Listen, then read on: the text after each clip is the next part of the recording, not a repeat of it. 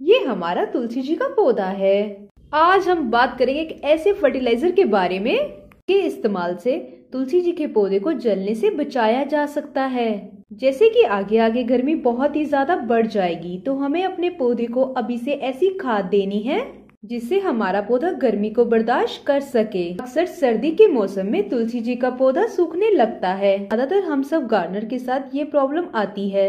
ये प्रॉब्लम मेरे तुलसी जी के पौधे में भी आई थी, मगर जो दूसरे गमले में तुलसी जी के पौधा लगा हुआ है उसमें तुलसी जी के पौधे के पत्तों के ऊपर पारे का असर दिखने लगा था। लगभग इस पौधे को मेरे पास 2 से 3 साल हो गए हैं और आप देख सकते हैं कि मेरे तुलसी जी की लगभग सभी पौधों की ग्रोथ टचवुड बहुत सही है, एवरेज से भी ऊपर।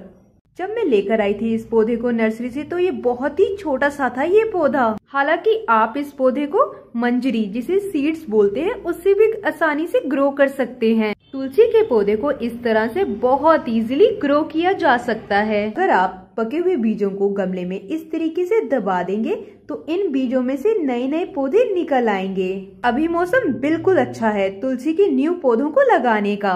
अब तुलसी जी के पौधे का डोरमेसी का पीरियड भी खत्म हो गया है। अब अगर हमें पौधे की न्यू ग्रोथ को बूस्ट करना है, तो बूस्ट करने के लिए हमें क्या क्या चीजों की जरूरत पड़ेगी, कौन सा फर्टिलाइजर देना होगा, आज मैं आपके साथ इस वीडियो में सब बातों को शेयर करूंगी। मैं जो आज आपके साथ फर्टिलाइजर शेयर करूंगी वो बिल्कुल ही ऑर्गेनिक है, घर पर बहुत ही आसानी से बनने वाला फर्टिलाइजर है। अगर आपके घर में तुलसी जी का पौधा है, आपने भी तुलसी जी का पौधा घर में लगाया हुआ है, तो हम इंडियन सभी के घरों में तुलसी जी का पौधा मिल जाएगा, क्योंकि इस पौधे की मेडिसिनल वैल्यूज बहुत हैं। तो अभी इसमें ग्रोथ भी इसमें स्टार्ट हो चुकी है। फर्टिलाइजर को शेयर करने से पहले सबसे जरूरी बात, मिट्टी जो है तुलसी जी के पौधे के लिए इस्तेमाल करते हैं वो नरम होनी चाहिए, पोरस होनी चाहिए, जिसमें पानी बहुत देर तक खड़ा ना रहे।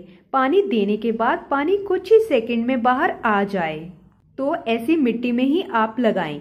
वरना अगर पौधे की मिट्टी हार्ड होगी और दूसरा गमलों में लिमिटेड स्पेस होगी पौधे के लिए, तो सरवाइव करना बहुत ही ज्यादा मुश्किल हो जाता है। जब भी आप तुलसी जी के पौधे के लिए मिट्टी तैयार करें तो उसका रेशियो बिल्कुल एक्यूरेट हो। खाद, कोकोपीट या फिर सैंड, बैलेंस मिक्सचर होना चाहिए, जिससे कि पानी ना रुके, बस मॉइस्चर गमले में जरूर रहे। अब जैसे कि गर्मी का मौसम है, तो अब सबसे पहला काम है तुलसी के पौधे की ट्रिमिंग करना। ट्रिमिंग करना क्यों जरूरी है? अभी गर्मी का मौसम है, तो सबसे पहले एक तो इस पौधे को शेप देनी होगी, क्योंकि ये पौधा झाड़ी नुमा है और काफी ज्यादा फैल जाता है।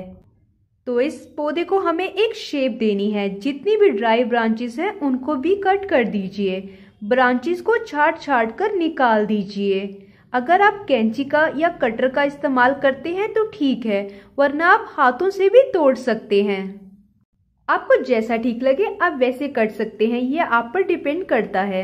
दूसरी इम्पोर्टेंट चीज, इस मौसम में तुलसी जी के पौधे को कितनी धूप देनी है, बहुत ज्यादा इम्पोर्टेंट है। अब जैसे कि गर्मी बढ़ने लगी है, तो पौधे को बहुत तेज धूप से बचा कर रखना होगा। लेकिन जैसे अभी का मौसम है, तब इसको खुली धूप में ही आप प्लेस कीजिए। जितनी अच्छी धूप मिलेगी पौधे को, उतना ही अच्छा ये पौधा ग्रो करेगा।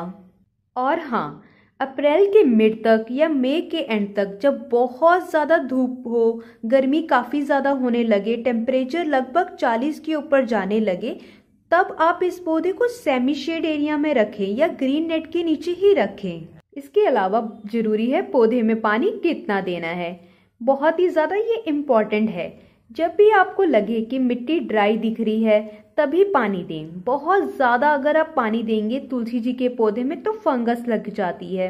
कभी कभी कमेंट आते हैं मेरे पास कि तुलसी जी के पौधे पे काले रंग के कीड़े नज़र आ रहे हैं।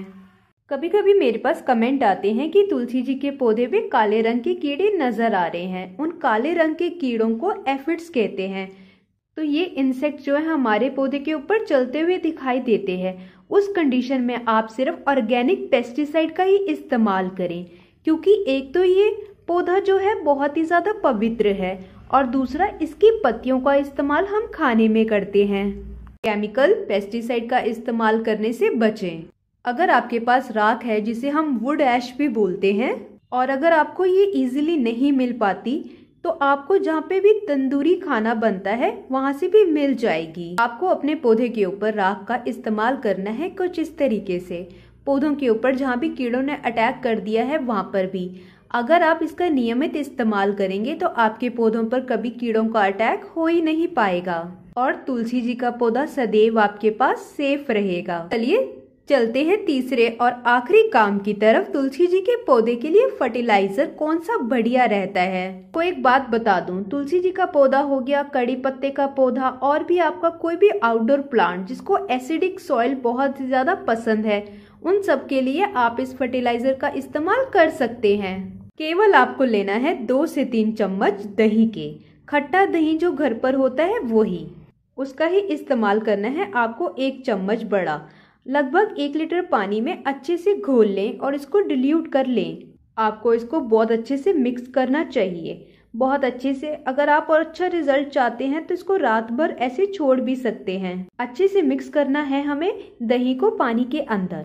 अगर आप चाहें तो आप इसको ऐसे रात भर छोड़ भी सकते हैं, अगले दिन गमले में डाल दीजिए।